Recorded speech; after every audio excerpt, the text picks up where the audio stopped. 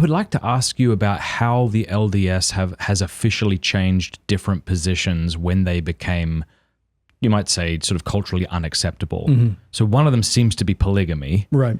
Is another one that blacks can't be priests? Yeah. Tell me about that. Can you, before you get into like what they changed, can you get into how they changed and like the actual, so people can understand what that means?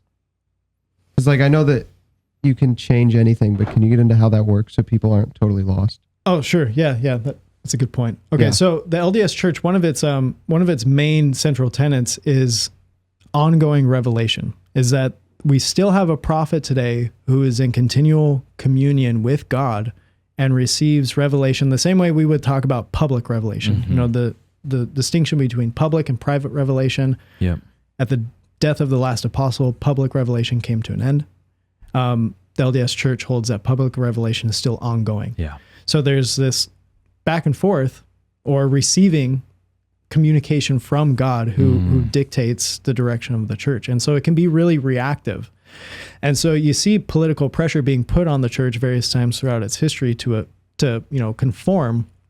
And because of this ongoing revelation, they do it. They can say, we heard from God, God has spoken on this, thus we're going to cease practicing polygamy. Yeah. Or in the 1970s, when the civil rights movement had, made its strides to bring equality to the various minority racial groups, the LDS Church continued to persevere in its denial of full access to the church to black men and women. And then in 1978, they received a new revelation that now it was the time to allow blacks of African descent into the priesthood and allow them into the temple. So yeah, that happened in 1978. And that was as a result from the ongoing revelation. And so this has happened more than a few times. There was polygamy, there was race in the priesthood, but then there were also a number of teachings by Brigham Young. So Brigham Young was the second prophet and president of the church. So was that Joseph Smith's son then? No. This was a high-ranking member of the church who took up the mantle. Gotcha. So he's part of the Utah sect that leads the Mormons to Salt Lake, where they settle, and he's functioning as sort of the governor of the state. Mm-hmm. As it's not a state technically, it's more of a territory, but functioning as a governor in a political role, as well as the prophet and president of the LDS Church. And so when he came into the prophetship, he started teaching some things that were considered much later unorthodox. So one of the things that he taught was what's called blood atonement. And so the idea behind this is that there are some sins that are so grievous, like adultery, that require the shedding of one's blood in order to be forgiven. Mm-hmm. So the atonement of Christ is not sufficient to cover all of these sins. Right. And so it was really radical, right? And so the way that he explained it was, if I were to come into my bedroom and find my wife with another man in bed, I would be justified, and indeed I should, put a javelin through both of them. For their sake. For their sake. Yeah, for their salvation. Right, to shed their blood, killing them in order so Brigham Young said this explicitly. Yeah, so the doctrine of blood atonement was taught. I mean, I might personally do that, but I wouldn't be proud of it at least a week after. I don't know, maybe 2 weeks. Keep going. Yeah, that was one which lingered. It had a lingering effect in Utah. As far as I know, and I'm maybe mistaken about this, but I'm pretty sure that this is the case, that Utah, out of all the states in the Union, it held on to capital punishment by firing squad the longest. And I think until pretty recently, like maybe in the last 20 or 30 years, Utah was the only state in the Union where death by firing squad was permissible for those on death row. Wow. And they gave them an option. So they would ask, like, we have the electric chair or lethal injection or the firing squad.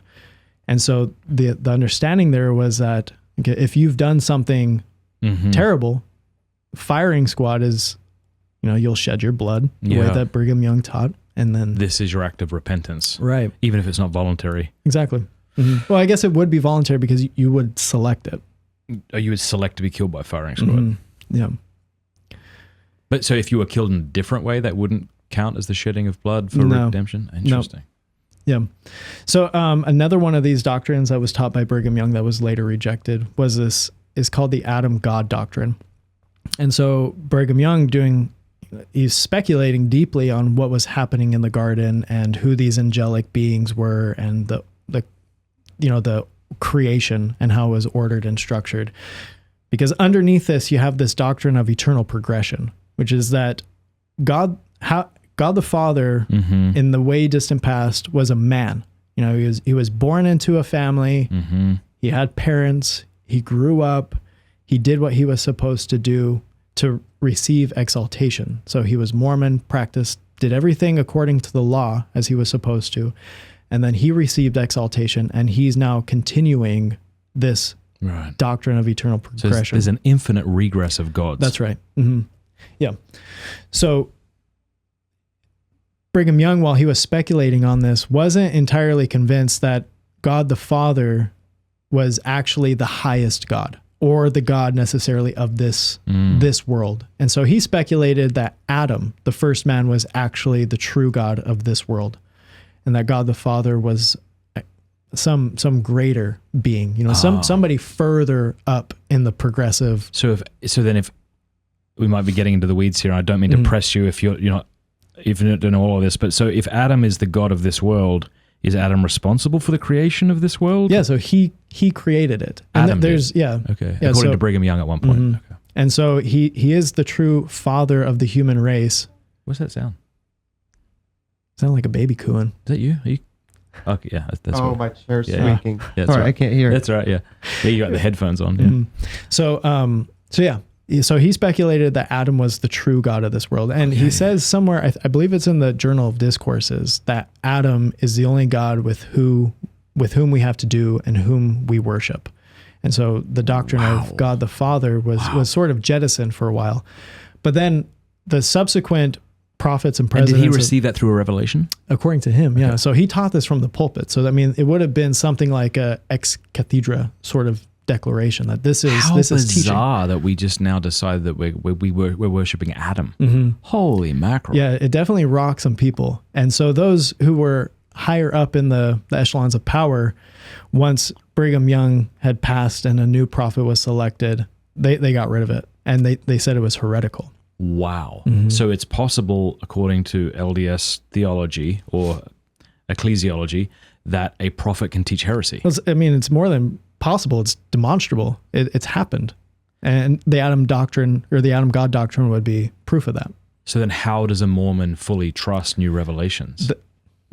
I don't know. Yeah. I mean, because it was one of the more troubling things for me to discover is, okay, so these things can change. They have changed, so tenets of the faith have changed. There was something taught and was required to be believed and accepted by the Mormon body.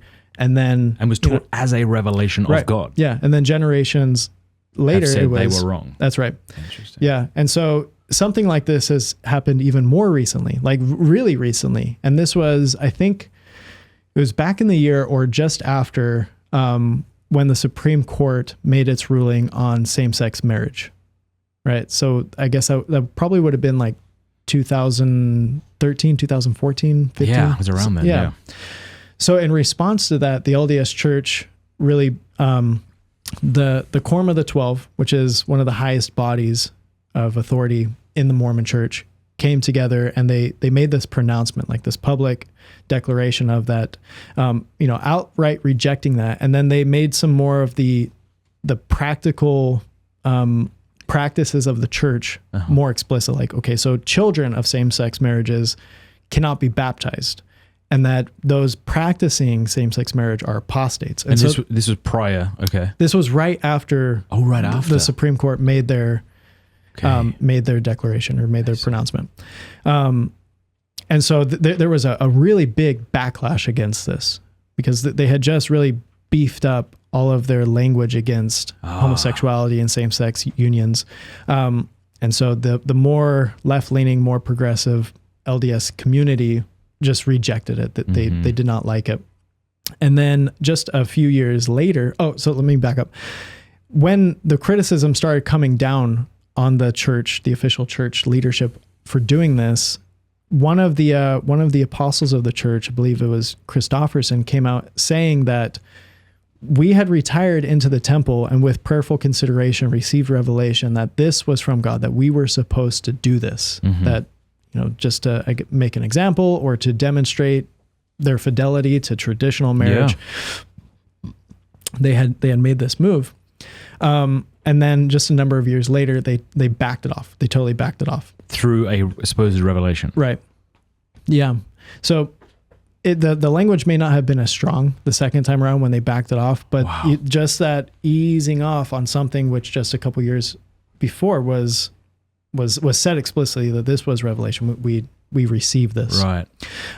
So that's another example. See, I feel like if I was a prophet and I was going to change something that I allegedly or some prophet prior to me received, I would try to frame it as, this is for your benefit. You were in a racist culture that couldn't accept blacks holding positions in the church, and so God the Father lovingly dealt with your hard-heartedness in the way he dealt with polygamy in the Old Testament, but now you're coming into a more, was there anyone trying to do that kind of stuff? I'm sure that there was. I can't think of... that sounds like a better idea if I'm a Mormon prophet than... Yeah, we were wrong. Yeah, that doesn't come out, right? I mean, the admission that there was some mistake, that's not acknowledged. So there is some sort of justification, like this is why it's happened this way. And I think that, so from the outside observer, when it came to blacks in the priesthood, there was just immense political pressure. There were boycotts that were happening, so like collegiate sports. I think it was some of the Ivy League schools were boycotting BYU, and they wouldn't play against them in tournaments because the LDS Church was continuing to exclude blacks. I'm sure there was a lot of... Oh, I see. Exclude. I thought you were talking about the same-sex stuff. Okay, yeah. No, yeah, so this is back in 1970s. Wow. And so from the outside observer, this is what they would see. Like, okay, the LDS Church is just responding to political and economic pressures to conform. Yeah.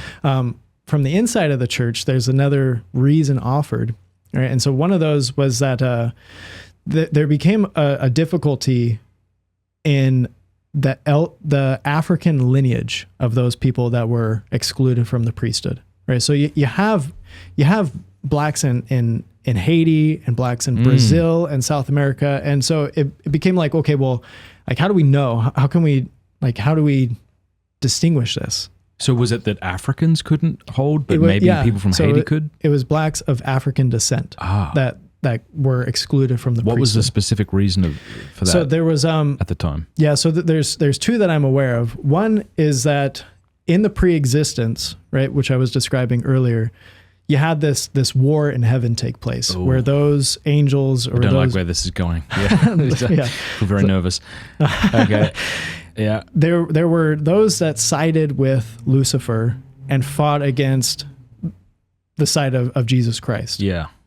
And so you have those who sided with Jesus Christ, or those who were born into, normal, fair-skinned families, homes, or bodies. And then Satan and his angels or his demons were excluded. Wow. They could not be born, period. They were cast out. But then there was this middle ground of people that were like fence sitters. They couldn't really decide. And those are the Africans? Yes. Oh my gosh, this is so bad. They were the less valiant fighters in the pre-existence. And so did they have a reason for why they were black? I'm so afraid to ask, but was there like a in the Book of Mormon? Yeah, the Book of Mormon has got this, again, they've softened the language. So if you go back to earlier editions of the Book of Mormon, its attitude towards those with dark skin was pretty rough. Called them like ugly and loathsome. This is in your scriptures? Yeah, this is in the Book of Mormon. So I don't know which iteration they went back to where they translate that again. Did they retranslate that? They just softened it, and so not ugly, just. I think it might say loathsome still. Okay. Dark and loathsome. Yeah. But then maybe you can reinterpret dark to mean character. Maybe. Please, somebody. Wow. Yeah. Okay. So, fair enough. So the Africans were the fence sitters. And this is not my opinion if you're just joining us. But then the Haitians and other blacks maybe. Yeah. So it seemed, right, by the way that this principle was laid out, that South Africans, like Brazilians, I think Brazil was sort of like that was the catalyst. Like we have a huge population of, Yeah. of blacks who are Brazilian, and we don't really know, we can't tell like Yeah. what their actual lineage is. And so how far back do we go to prove that they're still African, or do we Right. just make this concession and open up the doors for everybody to come in? So I think that there was a bit of, doctrinal resolution that needed to take place, Yeah. along with the outside secular political pressure that was also taking Yeah, place. yeah. Yeah. Wow. Well, and so the other doctrinal reason for the dark skin has to do with the curse of Cain Okay. and Ham. Right. So in the book of Genesis, there were 2 curses that were given, and so one of the curses on Cain or Ham was dark skin, and so those of Okay. African descent are the lineage of Ham. So, okay. So is it like dark skin bad, light skin good? What about like the middle?